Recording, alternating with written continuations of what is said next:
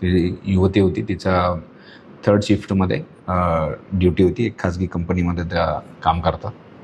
तर पिकअप पॉईंटपर्यंत पायी त्यांना जावं लागतं. एक मेदनकरवाडी जो भाग आहे रहिवासी वस्ती, तर पिकअप पॉईंटवरती साधारणतः एक 1500 मिनटं पायी जाऊन मग त्या ठिकाणावरनं ते कंपनीत जात असतात. तर त्या ठिकाणी जाताना हा जो व्यक्ती आहे तो त्यांचा पायी पाठलाग करत होता आणि एका ठिकाणी कमर्शियल कॉम्प्लेक्सच्या बाजूला त्यांनी तिचा मागणं तोंड दाबलं आणि गळा दाबून तिला त्या कॉम्प्लेक्सच्या मागे घेऊन गेला आणि त्या ठिकाणी तिच्यावरती त्यांनी सेक्शुअल असॉल्ट केला. तर त्या दरम्यान त्या ठिकाणाहून रस्त्यावरनं 2 मुलं चालली होती.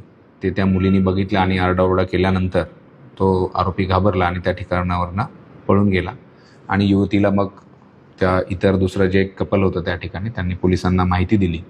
चाकण पोलीस स्टेशनचे तात्काळ लोक तिथे पोहोचले आणि त्यांना उपचारकामी रुग्णालयात दाखल करण्यात आलं. आरोपीचं नाव काय आहे आणि त्या दोघांची आधी ओळख होती का किंवा त्यांच्याशी एकमेकांशी? आरोपीचं नाव प्रकाश भांगरे म्हणून आहे. 21 वर्ष वय आहे.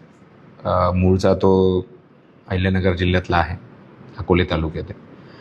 त्यांचा कुठलाही परिचय यापूर्वीचा नव्हता आणि त्यांचे कामाची ठिकाणं देखील वेगवेगळी आहेत. तर अशा परिस्थितीत ही अतिशय दुर्दैवी घटना आहे. परंतु ही घटना समजल्यानंतर तात्काळ त्याच्यामध्ये गुन्हा दाखल करण्यात आला आणि पिंपरी चिंचवडच्या गुन्हे शाखेची 7 ते 8 पथकं आणि स्थानिक Mhalunge police station, Chakan police station, Mhalunge police station या ठिकाणची 4 पथकं अशा संपूर्ण टीमने कंटिन्युअसली जवळजवळ 18 ते 19 तास त्या ठिकाणी तपास करून सर्व तांत्रिक मुद्द्यांच्या आधारे तांत्रिक विश्लेषण करून काल संध्याकाळी आम्ही त्या आरोपीला ताब्यात घेतलं.